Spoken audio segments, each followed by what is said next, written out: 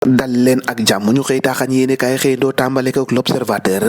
dikkaat na naka ci faux kidnapping bi nga xamante ni si moom lañ doon wax ci Mama Koundoul yéene kaay bi ne am na lu bees tàq lu ci am ci mbir moomee ndekate Mama Koundoul naka la mu doon wax kidnapping boobee naka dara booloo ji amul ci moom nag ni ki démb lu wax dëgg bi yëpp naka foofee ca police nee na naka grossesse boobu di ëmb bi ak kidnapping bi loolee dara amul ci la dame naka la mu xamle rek moo di ki ko ramassé sa Kastoor naka moom ak Mama Koundoul yëpp naka ñoo bokk ñoo nekkoon benn dilga ñoom ñaar ñëpp yéene kaay bi ne ñu nga ca loxol yoon fi ñu tooni naka ñoo ngi leen garde à vue libération di ko gën a leeral nee na grossesse di ëmb bi kidnapping bi ni jàpp gi accouchement ne amuk doom bi femme bi nag wax na dafa jàpp ne foofu lañ ko téewoon yéenekaay bi ne loolee lépp nag dara bu ci dara dëgg incroyable aveu nag la Mama Koundoul la ko yéenekaay bi tuddee nag yéenekaay bi mu ngay nettali ne naka face aux conclusions bi nga xamante ni gynécologue bi dal na koy def nag la mu xamle moo di Mama Koundoul moomee mosul taw wasin nag te mosul sax ëmb bàyyi wasin nag yéenekaay bi nee na niki démb la ko wax ci kanamu enquête kay nee na ci juróom-ñeenti weer yoo xamante ni si dafa doon yéenekaay bi ne te si diiru juróom-ñeenti weer nag ay morceau la doon jël di ko takk si biir bi di wane ne moom dafa ëmb ndekate yooyu yaay amul seex loolee naka ngir forcer Mariam ak son frère ñu dal di avouer crime boo xamante ni defuñu ko loolee naka moo tax police da ko démonter mensonge boobee ay fen yi ak waxu dëgg yoo xamante ni si teg na ko ci ëmbam boobee naka ndax mari boobee nag dafa jàpp ne fi ñu toon da ko doon am lu mu ko doon piéger te ndekate loolu yëpp ay mise en scène la gannaaw ba ñu ko arrêté Oumy Ndaw daam bi nga xamante ni si moom lañ jàpp ne moom moo dal di koy gis foofee ca Kastoor Mama Koundoul googee ak ci guddi moom naka ndekate ñoom ñaar ñoo àndoon def jëf ju ñaaw joojee ñoo ko doon kompolo gannaaw naka buñ ko këyiree naka moom Mama Sène dafa accordé woon ay interview ci seen ci site naka ngir jéem a wane naka dëgg ndekate yoo loolee yëpp nag ay film la woon ay coup yoo xamante ni dañ koo monté moom bañ ko interpellé moom Amadou Wele moom dafa jotoon naka lu tolloo ko 20,000 francs ci Mama Koundoul ngir rek mu doon koo xamante ni mooy joué rôle ravisseur boobee maanaam ki nga xamante ni moo ko dal dee kidnappé ba noppi naka dal dee woo jëkkëram jooje ñu tuddee Omar Koundoul Sénégal de fii la toll moom feneen ci réew mi toll te mbiri Ousmane Sonko l'observateur yéene kaay dikkaat na ci naka nee na hôpital principal bu Ndakaaru Sonko nag fi mu toll nii yóbbu nañ ko ci réanimation yéene kaay bi naka nee na transfert nañ ko niki guddik àllarba jàpp alxames bu 4 heures du matin jotee ay avocat am naka saisir nañ Haut Commissariat des Nations Unies chambre d'accusation naka mu ngay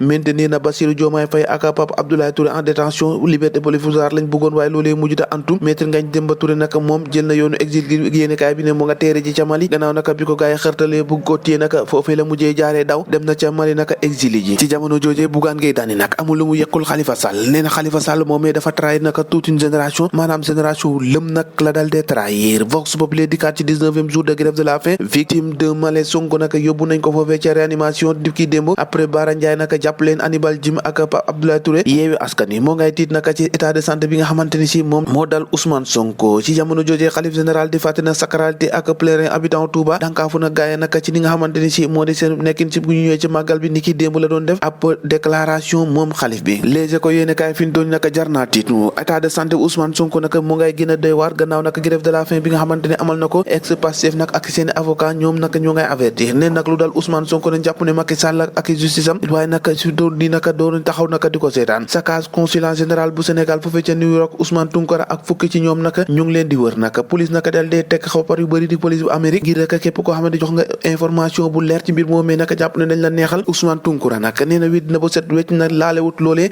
te nag mu ngi xaar gaay yi ak pied ferme élection présidentielle yu ñu jëm naka yéene kaay bi ne naka boo moytul ay préparatifs yu kawte naka yu jaaxle naka yu sëngeem yu bëri problème naka moo nar a am yéene kaay bi di enquête moo ngi koy dégg fisal naka élection présidentielle boobee naka jaxasu na ba noppi ci coalition Benno Bokk Yaakaar choix bi moom Macky Sall nee na leer na ci boppam nee na naka dina ko dal dee xamle gannaaw naka bu mu demee tukki ba ñëw gaañaa ngi xaar président insensible aux pressions waaye itam ci influence yi nga xamante ñu ngi koy teg ci ndoddam ngir mu tànn ki nga xamante ni si moo di ki war a jiite coalition Benno Bokk Yaakaar ay révélation réunion rendre compte yoo xamante ni def nañ ko groupe des médiateurs le point des rencontres au palais ni ki démb aujourd'hui ak tey naka yéene kaay bi ne fi ñu toll nii mbir moomee di Benno Bokk Yaakaar seen ëllëg dara leeragul ci élection yi nga xamante ni ci ta lañ dal dee jëm Mountaga Sy naka def na jaloore moo ngay indi naka li nga xamante ni si moo di ñeel ak wàllum courant bi centrale à gaz des capteurs bis le matériel naka jot nañ ko coût ba nag ñu ngi koy estimé ci 283 milliards première phase bi naka production ñu ngi koy xaarandi ci décembre 2024 Papa Mademba bi tey nee na projet boobee naka dina traduire naka fexe rek ba courant gi moom wàññeeku si réewum Sénégal nee na port bu Ndakaaru moteur de l'émergence Sénélec naka moteur de développement ñoo ngi réaliser ay miracles yoo xamante ni si bëri na lool Mountaga Sy ci biir yéene kaay bi di lii quotidien nee na Sénélec bi ne joxe na au boulot au port nag nee na dañ gunge Sénélec boobee boo fexe ba évacuer 44 porte chars yoo xamante ni si dañu ko mun a indi bu fexe rek ba courant gi mun a ñoŋ ci réewum Sénégal suñu làmb la ñu koy jeexalee wax ci combat bi mën na taxaw nag combat bi nga xamante ni daanaka booba ak léegi gaa yaa ngi cee wax xamoo di diggante Franc ak Sa Thiès atu risque d'un combat boo xamante ni si naan na neex ñaari